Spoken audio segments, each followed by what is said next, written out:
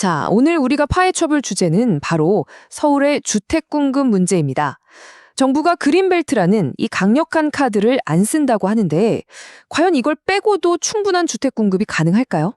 곧 발표될 새 정책, 그 윤곽을 한번 따라가 보면서 이 질문에 대한 답을 찾아보죠. 바로 이 질문, 이게 모든 논의의 시작점이라고 할 수 있습니다. 서울 집값 잡으려면 공급 늘려야 하는 건 다 아는 사실인데 가장 확실한 방법으로 꼽히던 그린벨트 해제는 안 하겠다고 선을 그은 거죠. 그럼 도대체 다른 방법이 있긴 한 걸까요?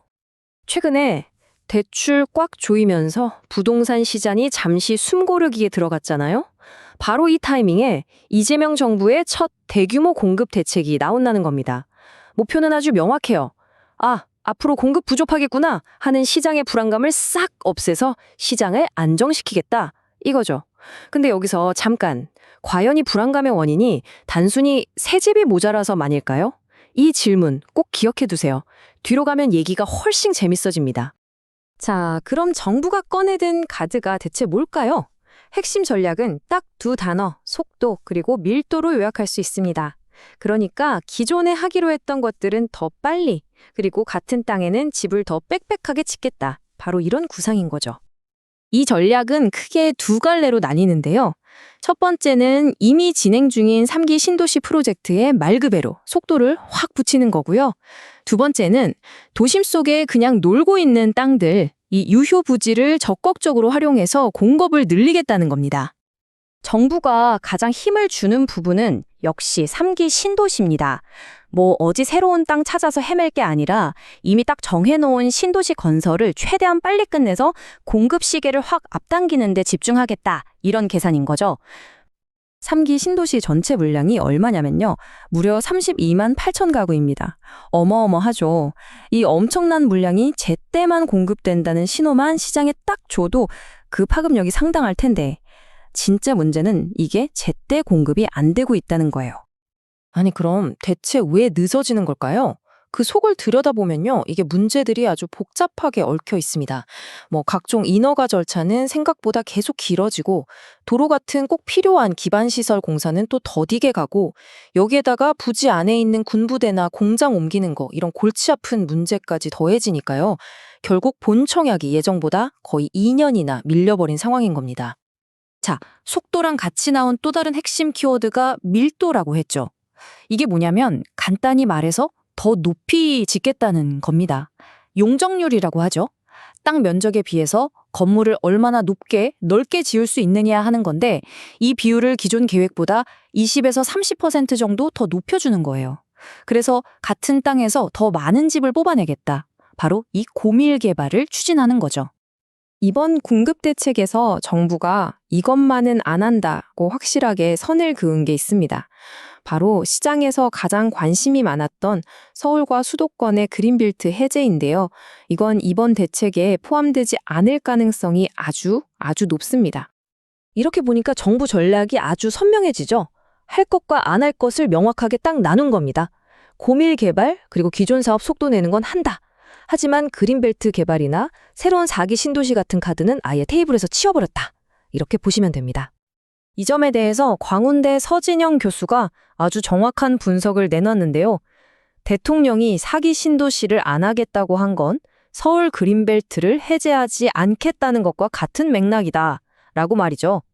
그러니까 4기 신도시라는 새로운 판을 안 짜겠다는 선언 자체가 사실상 서울 그린벨트는 절대 안 건드리겠다는 아주 강력한 메시지나 다름없다는 뜻입니다. 자, 여기까지가 정부가 구상하는 계획의 큰 그림입니다. 그런데 과연 이 계획만으로 충분할까요? 지금부터는 전문가들이 왜 고개를 갸웃거리는지, 이 대책이 가질 수밖에 없는 한계는 뭔지 한번 짚어보겠습니다. 결국 핵심 질문은 이거예요. 공급 물량을 늘리는 거, 물론 중요하죠. 그런데 과연 이렇게 새 집을 더 짓는 것만으로 이 복잡하게 얽힌 부동산 시장의 불안 심리를 잠재울 수가 있을까요? 전문가들이 가장 먼저 우려하는 지점은 바로 민간 재개발 사업입니다.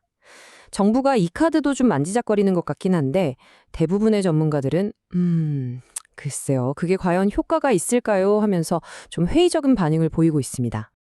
서진영 교수가 그 이유를 아주 날카롭게 지적하는데요. 들어보세요. 정부가 공공성을 높여야 한다면서 개발 이익의 일부를 공원이나 도로 같은 걸로 내놔라. 이걸 기부채납이라고 하죠. 또는 임대주택 비중을 늘려라. 이렇게 요구를 하면요. 민간 사업자 입장에서는 당연히 돈이 안 남잖아요. 수익성이 뚝 떨어지겠죠.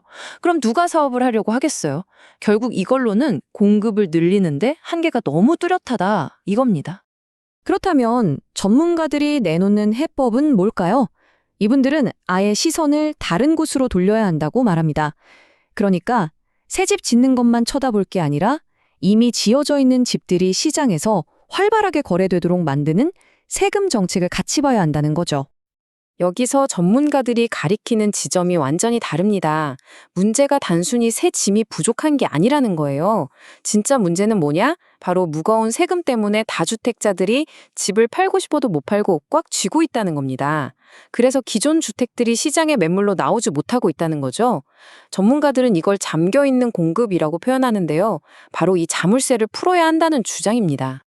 그래서 전문가들이 제안하는 건 투트랙 전략입니다.